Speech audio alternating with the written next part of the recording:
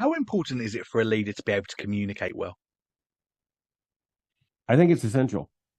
I really do. I think it is essential. Now, there are some unusual circumstances in Scripture, like Moses leading with Aaron sometimes being his mouthpiece. But that by itself is a singularity. Yeah. The leader has to communicate because an enormous amount, I'd say an enormous percentage of leadership is actually doing just that. It's communicating. And I think particularly now, where in the advent of the modern age with modern communication, media, and all the rest, much of the leadership that exists in this world is mediated through communication.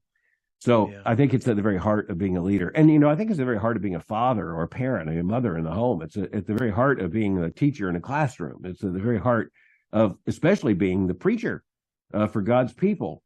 It turns out that God, having made us in his image, has made us creatures who need to be continuously talked to. Yeah. Yeah. And in terms of that communication, what about when you couple it with humility? Should a leader be somebody that when they make a mistake, that they communicate that to their people, or is a leader better off trying to hide that and have this facade that they don't make these mistakes?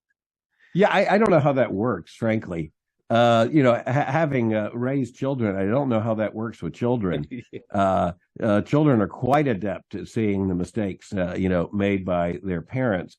And by the way, I think this is a particular asset for fathers, for Christian fathers. I think our kids need to see us make mistakes and need to see us admit those mistakes and learn from those mistakes. I think that's a part of a Christian father's influence with his children, even to let his children enjoy watching him make the mistake and correct the mistake.